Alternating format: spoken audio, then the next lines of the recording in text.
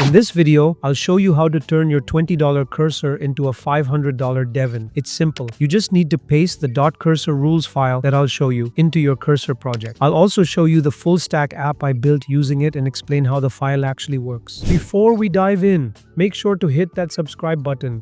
It really helps us out and ensures you won't miss any of the cool tools and tips we've got coming your way. So, this is the GitHub repo from Graphiot. I'm not exactly sure how to pronounce that, but it claims to work some magic to turn Cursor or Windsurf IDE into 90% of Devin. As you know, I'll be using Cursor and show you how it basically transforms your $20 cursor into a $500 Devin-like AI assistant using the cursor rules file that I'm about to show you. Here, you've got two setup options. The first one lets you use the setup directly, making sure the cursor rules file is in your repository. Or, if you prefer, you can just copy the cursor rules file provided here, paste it into your repo like I did, and it'll be good to go. If you're not familiar with the .cursor rules file, no worries. And if you already know about it, feel free to skip ahead. Basically, these rules are a key tool for software engineers, helping you get better outputs from Cursor by standardizing results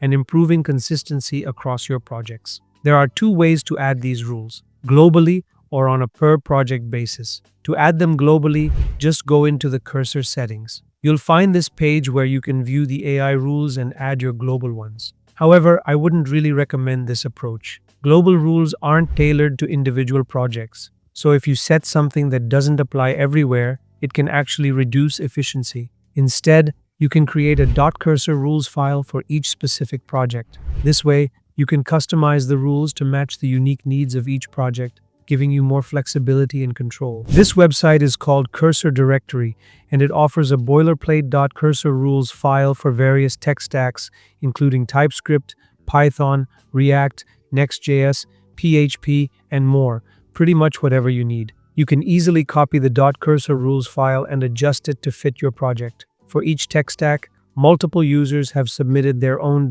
.cursor rules files, so you can review them and pick the one that works best for you. Using these files can really speed up your project while also reducing hallucinations in AI-generated code. Let me first explain how this cursor rules file works and why it pretty much turns Cursor into Devin. The whole idea behind Devin is that it's a fully autonomous software engineer that learns from its mistakes. What the author has done in this cursor rules file is introduce two key sections, the lessons section and the scratchpad section. These are the main elements that make it so effective. The rest of the file includes standard configurations like tools for screenshots, LLM access, web browsing, and instructions for how it should issue commands to the LLM. But the real game changer here is the lessons section and the scratchpad. In the lessons section, if the AI encounters an issue, especially if it finds a fix for a mistake or gets corrected, it records that info. I'll show you an example of the lessons section from a project I worked on. Now, in the scratchpad, tasks are created and the AI follows a structured plan to complete them. Once a task is done, it's marked, while any pending tasks stay unmarked. It works step by step, following its own thought process, learning from its mistakes, and getting better over time, just like a human engineer. And this is why this specific cursor rules file is so powerful.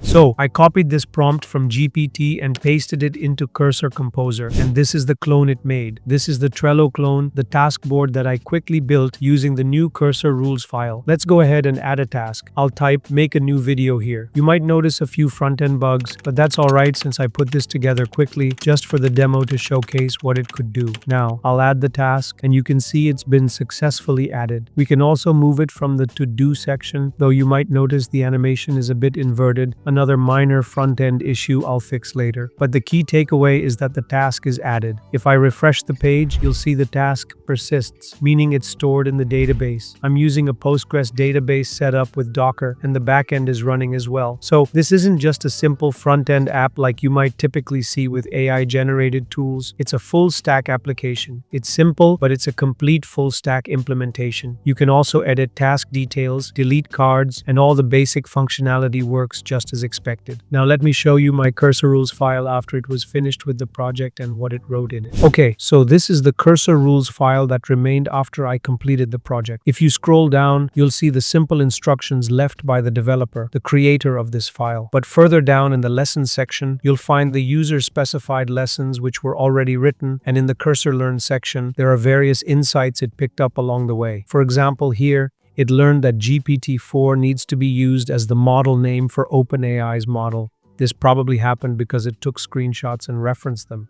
But the really interesting part is further down in the Scratchpad. Here, it laid out the current task, which was the full stack task management app. It started with a project overview, including the tech stack I wanted it to use, then defined the project structure and outlined the implementation plan. Phase 1 was all about setting up the project and its structure. Then came back-end development, followed by front-end development, and finally Phase 4, which is still unfinished. That's because I told it to pause on that phase for now, as I didn't need it at the moment. And if you look at the current focus section, you can see it correctly noted that it needed to pick up from phase 4 exactly where I stopped it. It automatically marked the completed phases, progressing step by step just like a human engineer would, methodically moving from one stage to the next. I would also show you the responses, but I accidentally hit a checkpoint or something like that, and for some reason, the composer window isn't available right now. It looks like it's been wiped, but I did manage to save and copy the cursor rules file at the end, so I've got that to show you. This system is incredibly powerful and will only get better as the AI learns more. If you're looking to take your cursor experience to the next level, this rules file is definitely the way to go. Thanks for sticking around, and I'll make sure to keep you updated on any new developments. Don't forget to check out the GitHub repo, subscribe, and leave your thoughts in the comments.